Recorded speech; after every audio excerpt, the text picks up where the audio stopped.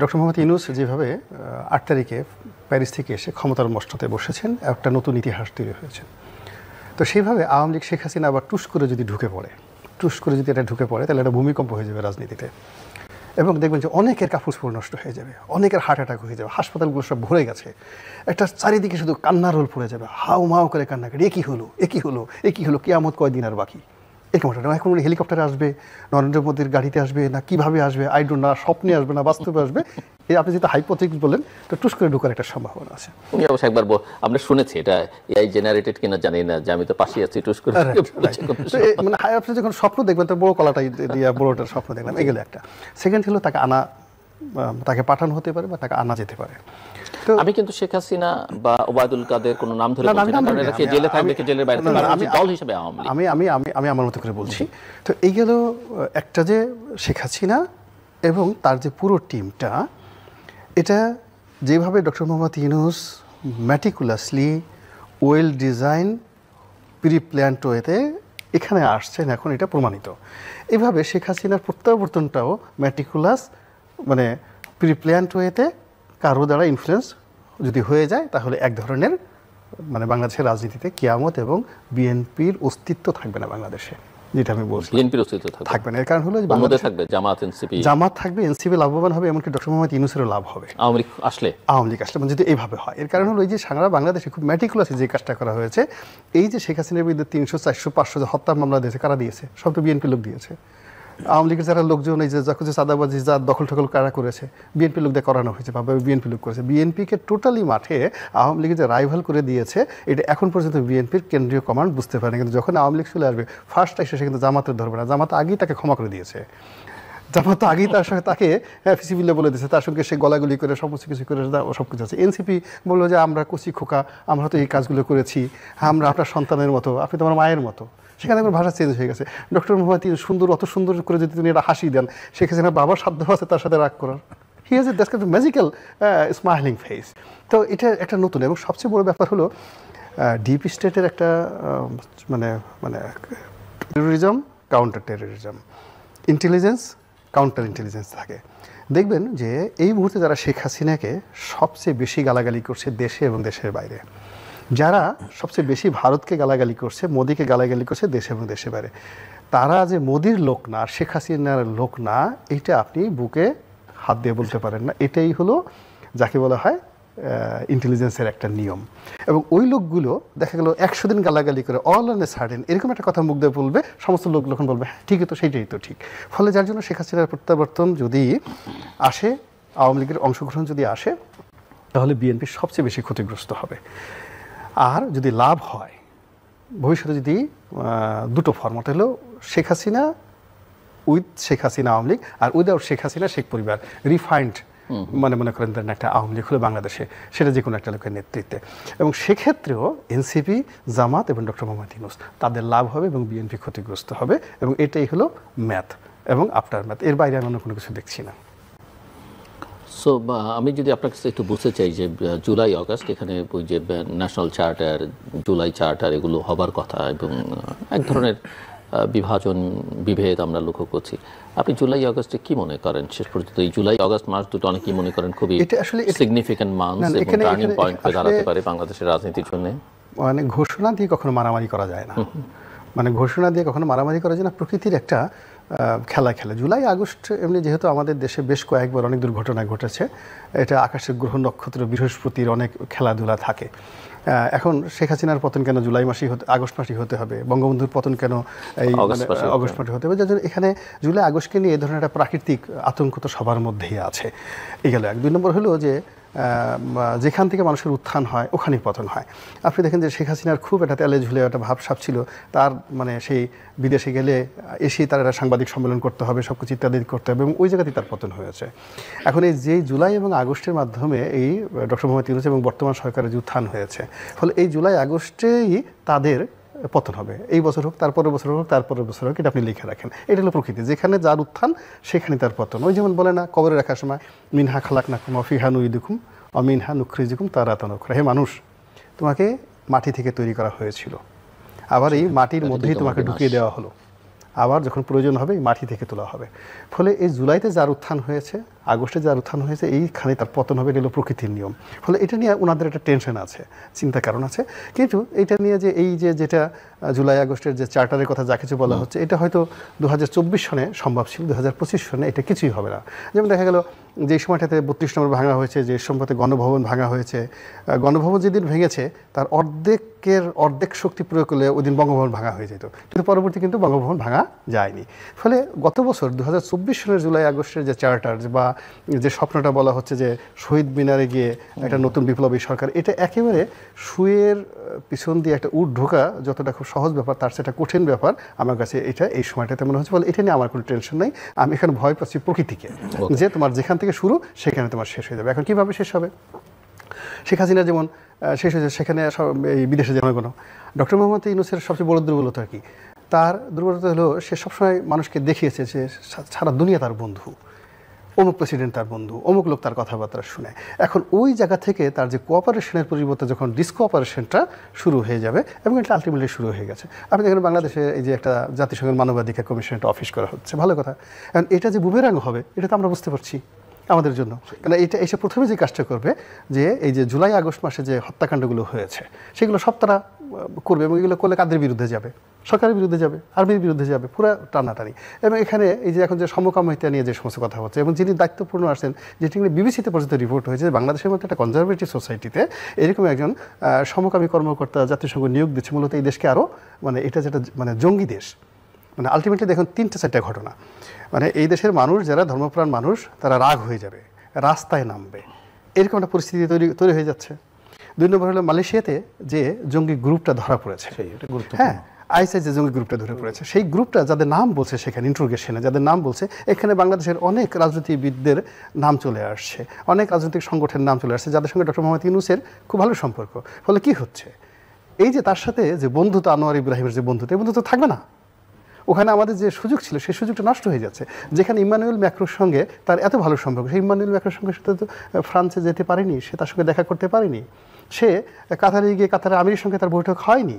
অথচ আমরা তো এটা উনি প্রধানমন্ত্রী উপদেষ্টা হওয়ার আগে আমরা কল্পনাই করতে পারিনি যে এটা ওনার জীবনে ঘটবে না। তো এখন ওই যে বললাম না যে বিষয়টাতে খুব বেশি দক্ষতা হয়, খুব সাপুরে, তার কিন্তু সাপের কামড়ে, যে খুব বড় হার্ট স্পেশালিস্ট, সারা জীবন মানুষের চিকিৎসা করছে, ওর ওই যে হার্ট অ্যাটাকে তার মারা যায়। যে লোক নিউরোলজির ডাক্তার, হাজার হাজার রুগীকে ভালো করে দিয়েছে, ও সারা জীবন পাগল থাকে এবং সে শেষ পর্যন্ত পাগল হয়ে মারা যায়। এটাই যে বাংলাদেশে হাজার হাজার ঘটনা আপনি দেখবেন যে নিউরো মেডিসিনের ডক্টর মোহাম্মদ ইউনূসের যে ভাই, তার যে সুনাম, তার যে সুখ্যাতি, এবং যেটার ভিত্তিতে যে এখানে এসছে, ওটাই মূলত তার যে পতনের জন্য মূল কারণ হবে। এটা ভাই ভার্সু বাই ন্যাচারাল, এবং এইভাবেই পৃথিবীতে সবকিছু। না, আমরা আলোচনা শেষও করে আনতে চাই সব মিলিয়ে, কি বলে ওনার এক ধরনের অ্যানালিসিস, ওনার স্টাইল এবং অ্যানালিসিস একটা দিলেন। আমি ওইটার মধ্যে না ঢুকে শুধু এইটুকু বলতে চাই যে আসলে আপনি যেটা শুরু করেছিলেন যে প্রত্যাশার জায়গা, আমি বরাবর এটা দেখি যে এই প্রত্যাশাটা তো আমরা যেটা করি সব তো মানুষের জন্য। এবং একটা জিনিস আমি জানি না, এটা হয়তো আমার বলাটা কে কীভাবে নেবেন, আমরা যে মানুষকে একটা উন্নততর জায়গায় যদি না নিয়ে আসতে পারি, আমরা সচেতন সংগঠিত হওয়ার কথাটা বলি, সেটা তো করার জন্য দায়িত্ব পালন করতে হয়। ওইটা না পর্যন্ত তো আপনি একটা উন্নত সমাজ করতে পারবেন না। আমি শব্দগুলো কালচারাল অমুক টমুক বলতে পারি, সেটাই মানুষ যখন একটা আকাঙ্ক্ষা করে সে যখন এগিয়ে যায়, যখন সেই আকাঙ্ক্ষা বাধাগ্রস্ত হয়, তখন তো এটা আরও নতুন নতুন সংকট তৈরি হয়। বাংলাদেশ সেরকম একটা জায়গায় যাচ্ছে। একদিকে আমরা এই সময় যে দক্ষিণপন্থা তার উত্থানের জায়গাগুলো দেখতে পাচ্ছি, এবং উনি এইখানে যেটা বললেন, এই আলোচনাগুলো অত বেশি আলোচনা হয় না, খুবই জরুরি, বিশেষ করে মালয়েশিয়ার সর্বশেষ যে ঘটনাবলী বাংলাদেশে এদেরকে পাঠায়। এবং আপনি যেটা বললেন যে বাংলাদেশ রিক্ততা, এগুলো বোঝাই যায়, কারণ এর আগে আমরা দেখছি তো নিষিদ্ধ ঘোষিত যারা ছিল তাদের প্রচেষ্টাগুলো দেখছি না, এবং সরকারের সাথে এবং অন্যান্য বিভিন্ন বাহিনী টাহিনী তাদের মধ্যে অবস্থানগুলো কিন্তু সবই কোনোটাই অনালোচিত না, আলোচিত বিষয়। এবং সেইখানে জাতিসংঘের এই কথাটা তুলে ধরেছেন, এটা আমাদের কম আলোচনা হচ্ছে। আমি দেখলাম, যদি আমি ভুল না করে থাকি, আমাদের পররাষ্ট্র সচিবকে জিজ্ঞেস করা হয়েছে তারা এখানে আসছে এটা ভালো হবে না মন্দ হবে, তো উনি নাকি এরকমই বলছেন যে এটা ভবিষ্যৎ বলে দেবে। উনি তাহলে একটা জিনিস যদি এখানে আসে, তাহলে আমি ভালো মন্দ বিবেচনা করে আসতে হবে। এবং পৃথিবীর যেসব দেশে তারা গেছে তাদের ভূমিকাগুলো কি, কোন ধরনের দেশে গেছে, তাহলে বাংলাদেশকে তারা কোন ধরনের দেশ হিসেবে ট্রিট করছে, এবং উনি তো একটা টেকনিক্যাল সাইডটা বললেন, যাকে দায়িত্ব দিচ্ছে বাংলাদেশের মধ্যে সেই টেকনিক্যাল বিষয়টা অনেক সময় প্রধান গুরুত্বপূর্ণ, লক্ষ লক্ষ মানুষ গুরুত্বপূর্ণ হয়ে ওঠে। ধরেন এক একজনের বিরোধিতা, আমরা এটাকে কারি বিবেচনা না থাকে এইটাকে ধরে এইটা জায়গা করবে। তো এইরকম একটা এনার্কি সিচুয়েশন, ওই যে ডিপ স্টেট অনেক কথা হয়, তারা তো এটা করারও চেষ্টা করতে পারে। যেটা হোক, তাহলে বাংলাদেশকে দীর্ঘদিন ধরে আমরা যে একটা গভীরতর সংকটে ফেলতে চাই ভূ রাজনৈতিক কারণে, তো এখন না, সেই পাকিস্তান আমল থেকে হচ্ছে। যে কোনোভাবে হোক, আমরা বিভিন্ন শাসন আমল দেখেছি, শাসন আমলের ত্রুটি বিচ্যুতি থাকতে পারে, কিন্তু আমরা এক ধরনের কিন্তু একটু রক্ষা করে চলছিলাম। তো এখন দেখছি সেইটাকে যেন একেবারেই উন্মুক্ত করার জায়গায় যাচ্ছে, এবং বাংলাদেশ যদি সেই পর্বে যায়, তাহলে আমরা আজকে গণতন্ত্র, এই যে জুলাই আগস্ট মাস যে কোটা বিরোধী বৈষম্যহীনতার কথা বলা হয়েছে, গণতন্ত্র আলোচনার মধ্যে থাকলো না, বৈষম্যহীন তো আলোচনার একদিনও টেবিলে আসলো না, কোটা নিয়ে তো কোনো আলোচনাই হলো না, মানে বৈষম্যের আলোচনা। এই আধিপত্যবাদী শক্তি অন্য বাংলাদেশকে একটা যে খুব খারাপ জায়গায় নিয়ে গেলে আমাদের পুরো দেশের মানুষ আমরা দীর্ঘমেয়াদী একটা সংকটে পড়ে যেতে পারি। আমার মনে হয় সেই সংকট থেকে উত্তরণের জন্য এখনও সময় আছে। আমরা এটা চাইবো যে এই অন্তর্বর্তীকালীন সরকার, রাজনৈতিক দল এবং যারা একটু বৌদ্ধ মানুষ বলবো, সচেতন মানুষ, আমাদের নিজেদের কণ্ঠ আরও বেশি সোচ্চার করার কোনো বিকল্প আছে বলে আমাদের কাছে মনে হচ্ছে না। আমার এখানে শুধু বক্তব্যটা হলো যে আল্লাহ যাদের হাতে ক্ষমতা আছেন, আল্লাহ তাদেরকে হেদায়েত দান করুন, আর আমাদের যে জনগণ যারা আছেন তাদেরকে সচেতনতা দান করুন। এবং আমার সবচেয়ে একটা বড় সমস্যা, আর প্রতিটি মানুষের মধ্যে যে মবের আতঙ্ক ঢুকেছে, এই মবের আতঙ্কের কারণে আমরা যার যার অবস্থানে ঠিকমতো চিন্তা করতে পারছি না, কথা বলতে পারছি না, কাজ করতে পারছি না। ফলে আমাদের পেশা, মন, মানসিকতা, রুচি, আভিজাত্য, চরিত্র প্রত্যেকটার যে সূচক, সেই সূচকে বিশ্ব মানব হিসেবে মানুষের যে স্ট্যান্ডার্ড থাকা দরকার, সেই স্ট্যান্ডার্ডের দিকে আমরা ক্রমশ সাবস্ট্যান্ডার্ড হয়ে যাচ্ছি। গত 10 মাসে আমরা 2 লাইন ভালো কবিতা লিখতে পারিনি, একটা স্লোগান তৈরি হয়নি, একটা চিত্রশিল্পী তৈরি হয়নি। তো এই জায়গাগুলোতে যে একটা অর্শনীর সংকেত, একটা পার্মানেন্টলি আমরা একটা বিরাট জাহিলিয়াতের দিকে চলে যাচ্ছি।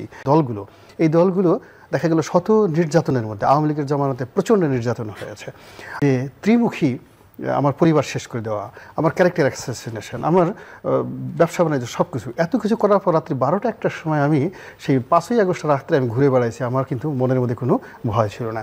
একদিকে এক পক্ষ আমাকে ডিস্টার্ব করতেছে, অন্যদিকে আরও 10টা বন্ধুকে আমি টেলিফোন করে সেই অবস্থা হয়ে গেছি। এখন কেউ কাউকে উপকার করার তো দূরের কথা, বড় বড় সে বসে সচিব বলেন, আইজি বলেন, ডিআইজি বলেন, তারা যে অসহায় চেহারা তাদের দিকে কান্না আসে।